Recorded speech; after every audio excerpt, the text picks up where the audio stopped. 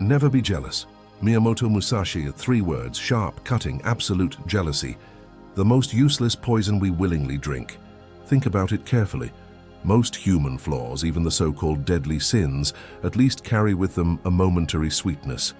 Greed might let you taste power, buy luxuries, hold treasures in your hand. Lust burns hot with thrill, an intensity that overwhelms the senses. Anger, though destructive, has a rush. It explodes. It releases the pressure building in the chest. Even gluttony at least feeds the body, even if it sickens the soul. But jealousy gives nothing. No rush, no sweetness, no release. It is the only poison that promises no intoxication. The moment it enters you, it begins its silent work, corroding joy, hollowing gratitude, poisoning love. It replaces the richness of your own life with the illusion of someone else's. And once it takes root, it never nourishes, it only starves. That's why jealousy is more dangerous than we admit. It doesn't strike like lightning. It seeps like smoke. It slides beneath friendships, whispers between siblings, festers in marriages, infects workplaces, burns in families. Entire civilizations have been driven by envy. Wars declared, empires toppled, inventions stolen, lives destroyed. And in our time, we've built whole industries on it. Social media thrives on envy. It's not just a side effect, it's the business model. Every scroll is a silent invitation to measure yourself against a curated fantasy. Someone else's vacation, someone else's body, someone else's success. The machine doesn't sell you the product. It sells you the envy that makes you want the product. A global economy running on jealousy. But Musashi, a man who faced more than 60 duels, a warrior who lived every day knowing tomorrow's sunrise was not promised, tells us this command with the finality of steel. Never be jealous. Why? Because jealousy doesn't just make you miserable, it makes you weak. It turns your eyes from your own path and chains them to another man's shadow.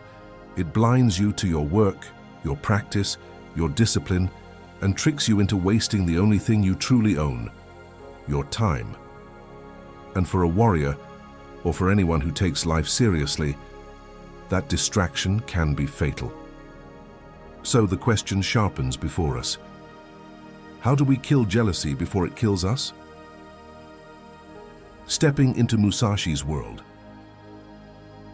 To understand the sharpness of this teaching, we have to step back into Musashi's Japan. Picture a wandering swordsman scarred by battles, carrying not wealth or titles, but only his blade and his discipline. Musashi lived in an era where status was everything. Lords flaunted their power, clans fought for dominance, samurai measured themselves against rivals. Envy was everywhere, as natural as breathing. Imagine 2 samurai locked in rivalry. One spends nights envying the other's polished armor, his lord's favor, his inherited castle. He sharpens his resentment instead of his blade. The other, Musashi, spends his nights in training, sketching strategies by candlelight, studying not his rival, but his own weaknesses. Which warrior is dead by morning? The one who wasted energy comparing shadows. For Musashi, envy wasn't just ugly, it was weakness, and weakness meant death. His duels weren't just contests of skill, they were contests of focus. The warrior, distracted by jealousy, was already defeated. Musashi understood. The jealous mind looks outward, always measuring, always comparing. The disciplined mind looks inward, sharpening, preparing, moving forward. So he forged the principle: never be jealous. A warrior doesn't waste breath wishing he walked another path. He sharpens the path beneath his own feet. The nature of jealousy. Let's strip jealousy down to its bones. What is it really? Jealousy is the belief that someone else's success subtracts from your own, that another's happiness steals from your chance of being happy, that life is a pie, and if someone else takes a slice, yours must shrink. But this belief is an illusion. Life is not one pie. Life is many ovens, baking endlessly. Another's win doesn't take from you, unless you're too busy staring to bake your own. And jealousy is subtle. It shows up in different masks. Status envy. You resent someone's position or influence. Talent envy. You curse the natural skill of another. Relational envy. You ache over their romance, their friendships, their family bonds. Material envy. You burn over their wealth, their house, their possessions. Each feels a little different, but the root is the same, a belief that your life is smaller because theirs seems bigger. The Stoics warned against this long ago.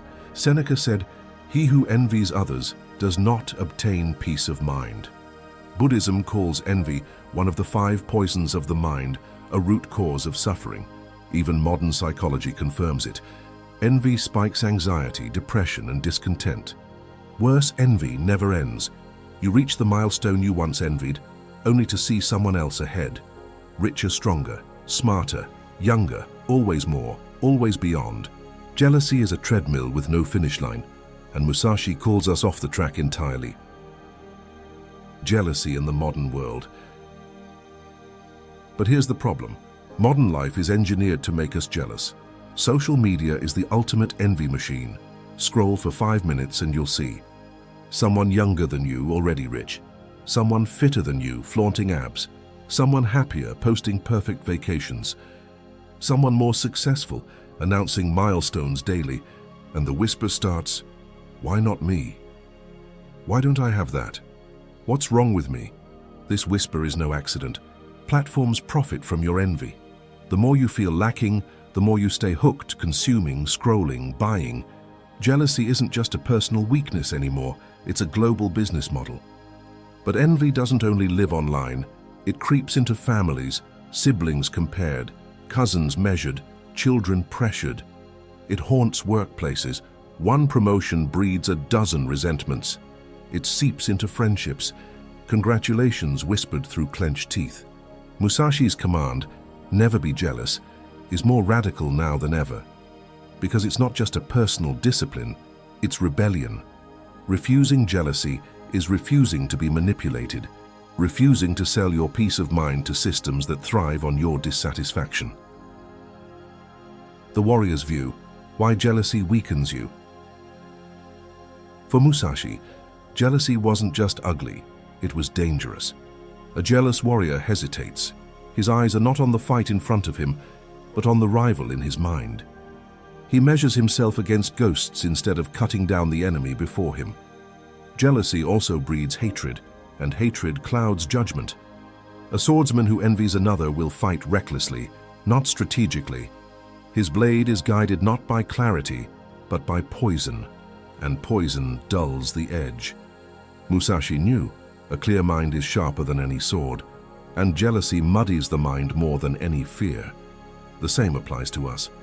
Jealousy makes you waste energy watching others instead of building yourself. You start chasing shadows instead of carving your own path. You weaken your focus, scatter your attention, and dilute your progress. Jealousy is not only misery, it is self-sabotage. Philosophical echoes. Across time and across cultures, Musashi's command, "Never be jealous," reverberates like a timeless bell. He was not alone. The wisest voices of history, scattered across empires, religions, and philosophies, arrive at the same conclusion. Jealousy is weakness, envy is decay.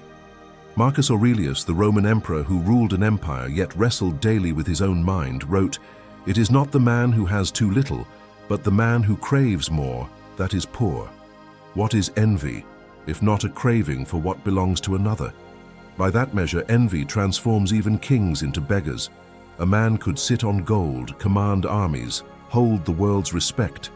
But if he still aches for more, still measures himself against another's throne, he is already impoverished in spirit.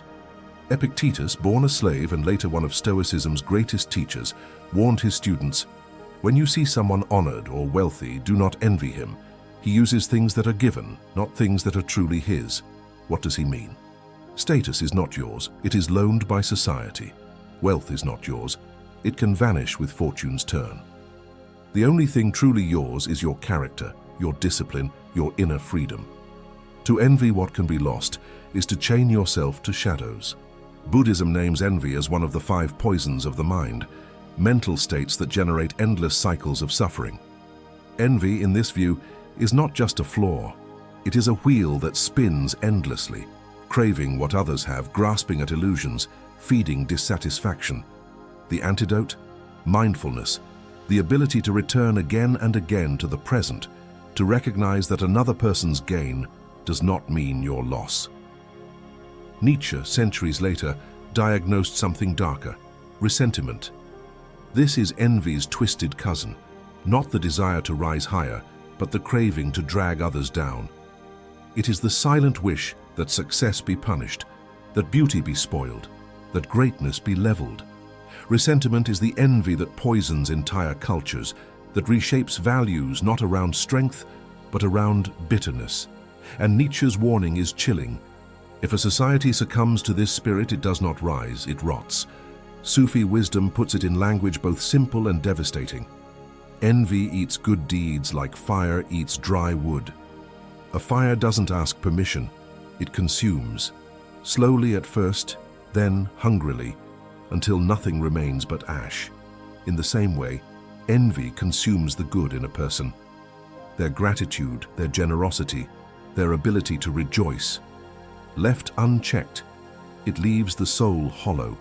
Different voices, different eras, yet their message converges into one piercing truth. Jealousy is weakness. It does not protect you. It does not build you. It does not guide you. It only corrodes. Practical discipline turning envy into fuel. Musashi never spoke just to inspire. His words were meant to train. So how do we today live this principle? How do we never be jealous in a world built on envy? Here are 7 practices, practical, sharp, lived. 1. Reframe envy into inspiration. When envy rises, flip it. Instead of, "Why not me?" ask, "What can I learn?" Example, you envy a colleague's promotion. Instead of drowning in bitterness, study their path. What habits, skills, or attitudes earned it? What can you adopt? This turns jealousy from poison into fuel. Instead of corrosion, you gain momentum. 2. Practice radical gratitude. Envy thrives in blindness, blindness to what you already have. The cure is brutal gratitude, daily ritual. Write 3 things you already possess that you would envy if they belonged to someone else. Health, freedom, friends, skills, even the simple ability to read these words. Jealousy shrinks when gratitude grows. 3. Memento mori. Remember mortality. Jealousy pretends time is infinite, but it isn't. Every second you spend envying another is a second you'll never live. One day, death will tap your shoulder. On that day, will you be glad you wasted hours envying someone's vacation photos? Mortality makes envy absurd. 4. Create, don't compare. Envy thrives in passivity. You scroll, you watch, you consume. Creation kills envy. Write something, build something, train. Start small but start. The act of creation turns your gaze inward, where it belongs. Every hour creating is an hour free of envy. 5. Cut toxic comparisons. Some environments breed envy like swamps breed mosquitoes. If certain feeds, friendships, or circles constantly trigger envy, cut them. Curate your inputs. Choose spaces that challenge you to grow, not to compete pointlessly. Discipline isn't just saying yes to growth, it's saying no to poison. 6. Celebrate others without competition. Practice admiration. When someone wins, say, "Good. They did well." Train your tongue to bless, not curse. This isn't fake humility, it's sharpening. Admiration strengthens community, jealousy corrodes it. Every time you genuinely celebrate another's success, you train your own freedom. 7. Anchor identity in process, not outcome. Envy clings to outcomes, money, beauty, fame. But these are unstable. Anchoring your worth in them guarantees jealousy. Instead, root your identity in process. I am the kind of person who trains daily. I am the kind who writes, who learns, who sharpens. No one can take that from you. A 21-day anti-jealousy discipline. To turn this into habit, Try this experiment. Week 1. Awareness. Each time envy rises, write it down. Note what triggered it. Week 2. Conversion. For each entry, reframe into one lesson or one gratitude line. Week 3. Action. Start one small creation project, writing, fitness, business. Whenever envy hits, pour it into this project. At the end of 21 days, review your notes. You'll see envy patterns, and you'll see how much lighter you feel when you convert poison into practice. Conclusion: freedom from jealousy. Jealousy is a thief. It steals your joy, your focus, your time. It gives you nothing in return. Musashi knew this. That's why he gave no explanation, no soft edges. Just 3 words: never be jealous. Because the path of mastery cannot be walked while staring at someone else's footprints. Because your sword dulls the moment you envy another man's blade. Because your life shrinks each time you measure it against someone else's. So here is the choice. Will you keep wasting time envying lives that are not yours?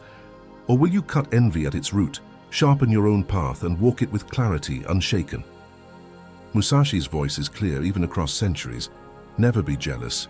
Not because envy is immoral, but because it is useless, because it weakens you, because it chains you to shadows. The warrior's way is different. Learn from others, admire them, but never envy them. Your blade, your path, your life, that is enough.